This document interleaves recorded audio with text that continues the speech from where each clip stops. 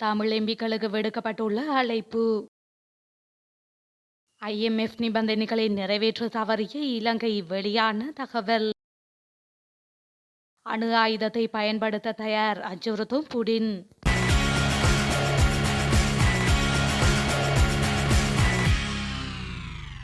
வடகன் அரிமலை ஆலய பிரச்சினை தொடர்பாக 1 கோடி ஆராய்வதற்கு தமிழ் தேசியம் சார்ந்த நாடாளுமன்ற உறுப்பினர்களுக்கு தமிழ் மக்கள் கூட்டணியின் தலைவரும் நாடாளுமன்ற உறுப்பினருமான சி.வி. விக்னேஸ்வரன் அழைப்பு விடுத்துள்ளார். வவுனியா வடக்கு வடகன் அரிமலையில் கடந்த மகா சிவராத்திரி தினத்தன்று வழிபாடுகளை மேற்கொண்டவர்களை போலீசார் கடுமையாக தாக்கி கைது செய்திருந்தனர். ஆலய பூசகர் உட்பட 8 பேர் எதிர்வரும் 19ஆம் திகதி வரை விளக்கமறியலில் வைக்கப்பட்டுள்ளனர். இந்த நிலையில் இது தொடர்பில் அடுத்த கட்ட நடவடிக்கைகளை ஆராயும் விதமாக தமிழ் தேசியம் சார்ந்த நாடாளுமன்ற உறுப்பினர்களுக்கும் வரலாற்று பேராசிரியர்களுக்கும் நாடாளுமன்ற உறுப்பினர் விக்னேஸ்வரன் அழைப்பு விடுத்துள்ளார்.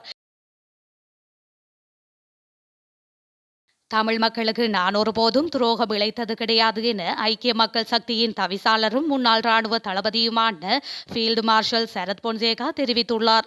அதிபர் தேர்தலுக்கு வடக்கு கிழக்கு நிலவரம் எவ்வாறு உள்ளது என்று ரணில் விக்ரமசிங்கவை ஆதரிக்க வேண்டும் என்று சி.வி. விக்னேஸ்வரன் எம்பி கூறியுள்ளார் எனவும் ஊடகம் ஒன்று எழுப்பிய கேள்விக்கு பதிலளிக்கையிலேயே அவர் மேற்கண்டவாறு குறிப்பிட்டுள்ளார். அத்தோடு போர் முடிவுக்கு வந்ததால் தமிழ் மக்கள் சுதந்திரமாக வாழக்கூடிய சூழல் உருவாகியுள்ளது என்றும் அவர் தெரிவித்துள்ளார். தொடர்ந்தும் அவர் தெரிவித்ததாவது, விக்னேஸ்வரன் என்பவர் அடிப்படைவாத நோக்கில் அரசியலை முன்னெடுப்பவர்.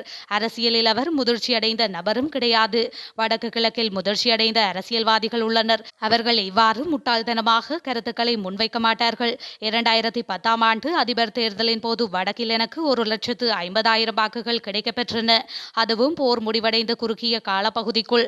அதிபர் தேர்தலின் பின்னர் நடந்த நாடாளுமன்ற தேர்தலில் தமிழ் தேசிய கூட்டமைப்புக்கு 85,000 வாக்குகள் மாத்திரமே கிடைத்தன. வடக்கு மக்களின் ஆசீர்வாதம் எனக்கு இருந்தது.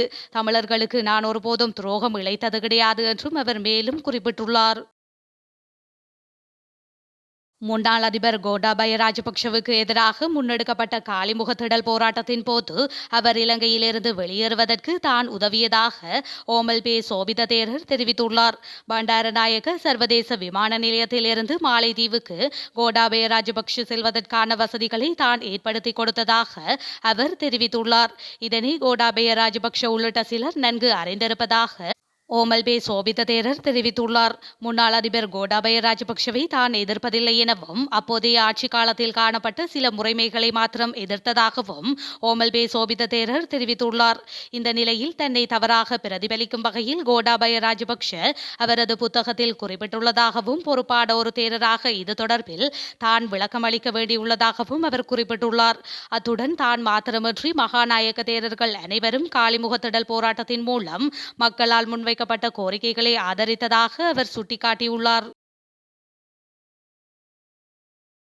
அமெரிக்க பாதுகாப்பு திணைக்களத்திற்கு சொந்தமான N-77 பொம்பார்டியர் உளவு விமானத்துடன் அதன் ஊழியர்களும் ரத்மலானி விமான நிலையத்திற்கு வருகை தந்துள்ளனர்.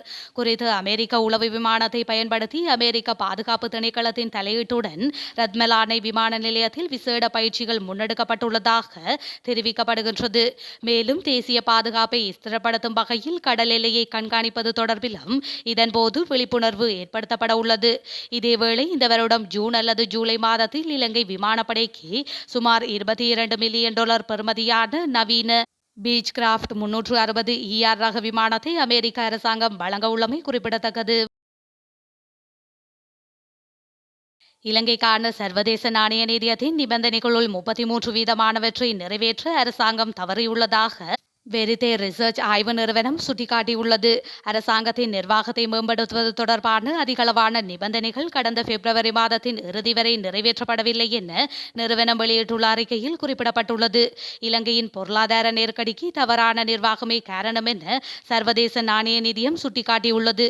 இந்த நிலையில் இலங்கைக்கான சர்வதேச நாணய நிதியத்தின் 2ஆம் தவணை கடனுதவி கடந்த டிசம்பர் மாதம் கிடைக்கப்பெற்ற நிலையில் நிதியத்தின் 45 நிபந்தனைகள் கடந்த பிப்ரவரி மாதத்திற்குள் பூர்த்தி செய்யப்பட வேண்டும் என வலியுறுத்தப்பட்டது.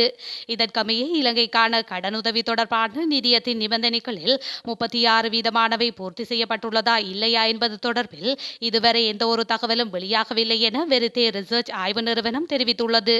அத்துடன் சுமார் 31% நிபந்தனைகளை இதுவரை அரசாங்கம் நிறைவேற்றியுள்ளதாக அந்த நிறுவனம் கூறியுள்ளது. கம்பஹா கந்தானை பிரதேசத்தில் ஐஸ் ஹெரோயின் போதைப் பொருட்களை விற்பனை செய்து வந்த நபர் ஒருவர் வாளால் வெட்டி படுகொலை செய்யப்பட்டுள்ளார். குறித்த சம்பவமானது நேற்று பகல் இடம்பெற்றுள்ளதாக தெரிவிக்கப்படுகின்றது. இதன்போது 4 பிள்ளைகளின் தந்தையான 46 வயதுடைய நபரே இவ்வாறு கொலை செய்யப்பட்டுள்ளார். இந்த சம்பவம் தொடர்பில் தெரிய வருகையில் அவரது வீட்டுக்கு முன்பாக ஹயஸ் வாகனத்தில் வந்த 4 பேர் அடங்கிய வன்முறை கும்பல் மேற்படி நபர் மீது வாழ்வெட்டு தாக்குதலை மேற்கொண்டுவிட்டு தப்பியோடியுள்ளது. சம்பவத்தில் படுகாயமடைந்த நபர் வைத்தியசாலைக்கு கொண்டு செல்லப்பட்ட வழியில் உயிரிழந்துள்ளார். இது தொடர்பில் விசாரணைகளை மேற்கொண்டு வரும் காவல்துறையினர் கொலை சந்தேக நபர்களை கைது செய்வதற்கான நடவடிக்கைகளை மேற்கொண்டுள்ளனர். அடுத்த வருடம் முதல் படிப்படியாக வாகனங்களை இறக்குமதி செய்ய எதிர்பார்ப்பதாக அதிபர் ரணில் விக்ரமசிங்க தெரிவித்துள்ளார். ஐக்கிய இளைஞர் ஒன்றியம் ஏற்பாடு செய்திருந்த சினேகபூர்வ சந்திப்பில் கலந்து கொண்டு உரையாற்றும் போதே அவர் மேற்கண்டவாறு தெரிவித்துள்ளார். இந்த ஆண்டு தனியார் வாகனங்களின் இறக்குமதியை தளர்த்துவதில் கவனம் செலுத்துகின்றீர்களா என அவரிடம் கேட்கப்பட்டது. அதற்கு அவர் அடுத்த ஆண்டு முதல் படிப்படியாக இதனை செயல்படுத்துவோம் என நம்புகின்றோம். கார் சந்தையில் உள்ள பிரச்சினைகளை நான் அறிவேன். ஆனால் இன்னும் எங்களின் இருப்பு தொகை நல்ல நிலையில் இல்லை. ஆனால் அடுத்த ஆண்டு முதல் அத்தியாவசிய வாகனங்களை படிப்படியாக இறக்குமதி செய்ய எதிர்பார்க்கின்றோம். இந்த ஆண்டு சுற்றுலா பயணிகளை ஏற்றி செல்லும் பேருந்துகளை இறக்குமதி செய்ய அனுமதித்துள்ளோம் என்றும் அவர் குறிப்பிட்டுள்ளார். கனடாவில் டொரண்டோவில் உள்ள ட்ரீகன் பார்க் பகுதியில் பட்டப்பகலில் இடம்பெற்ற துப்பாக்கி சூடு சம்பவம் ஒன்றில் 2 உயிரிழந்துள்ளதுடன் ஒருவர் படுகாயமடைந்துள்ளார். குறித்த தாக்குதல் சம்பவமானது நேற்று முன்தினம் இடம்பெற்றுள்ளது. தாக்குதல்களின் போது சம்பவ இடத்திற்கு காவல்துறையினரும் மருத்துவ உதவிக்குழுவினரும் விரைந்த நிலையில் துப்பாக்கியால் சுடப்பட்டு 2 ஆண்களும் ஒரு பெண்ணும் காயமடைந்து கிடப்பதை கண்டுள்ளனர். அதிலிருந்து ஆண் ஒருவர் சம்பவ இடத்திலேயே உயிரிழந்துள்ளதுடன் மற்றைய 2 வைத்தியசாலைக்கு அழைத்து செல்லப்பட்டுள்ளார்கள். அதனைத் தொடர்ந்து வைத்தியசாலையில் அனுமதிக்கப்பட்ட மற்றைய ஆணும் சிகிச்சை பலனின்றி உயிரிழந்துள்ளார். மேலும் அவர்களுடன் இருந்த பெண்ணின் உடல் நலம் சீராக இருப்பதாக காவல்துறையினர் தெரிவித்துள்ளனர். தோடு காவல்துறையினர் தாக்குதலை நடத்திய சந்தேக நபரை துரத்து பிடிக்க முயன்ற போது அவர்களையும் சந்தேக நபர் தாக்கியுள்ளார். அந்த தாக்குதலினால் காவல்துறை அதிகாரிகள் 2 கையிலும் காலிலும் காயங்கள் ஏற்பட்டுள்ளதாக தெரிவிக்கப்படுகின்றது. எவ்வாறாயினும் சந்தேக நபரை காவல்துறையினர் மடக்கி பிடித்து கைது செய்துள்ளனர். இந்த நிலையில் தாக்கப்பட்டவர்களும் தாக்குதல்தாரியும் உறவினர்கள் என தெரிவித்த காவல்துறையினர் மற்றவர்களுடைய பெயர் முதலான எந்த விவரங்களையும் இப்போதைக்கு வெளியிட முடியாது என கூறியுள்ளார். மத்திய பிரதேச மாநிலத்தின் தெற்கு பகுதியில் லேசான நிலநடுக்கம் பதிவாகியுள்ளதாக நில அதிர்வுக்கான தேசிய மையம் தெரிவித்துள்ளது. அதன்படி இன்று இரவு 8:02 மணியளவில் இந்த நிலநடுக்கம் ஏற்பட்டுள்ளது. மத்திய பிரதேசத்தின் சியோனி மாவட்டத்தில் ஏற்பட்ட இந்த நிலநடுக்கம் டிக்டர் அளவுகோலில் 3.6 பதிவாகியுள்ளது. 5 கிலோமீட்டர் ஆழத்துக்கு நிலநடுக்க அதிர்வுகள் இருந்ததாக நில அதிர்வுக்கான தேசிய மையம் குறிப்பிட்டுள்ளது. மத்திய பிரதேசத்தின் தெற்கு பகுதியாக இருந்தாலும் மகாராஷ்டிரத்தின் அமராவதி மற்றும் சத்தீஸ்கர் மாநிலத்தின் ராய்ப்பூர் அருகே நிலநடுக்க அதிர்வு ஏற்பட்டுள்ளது.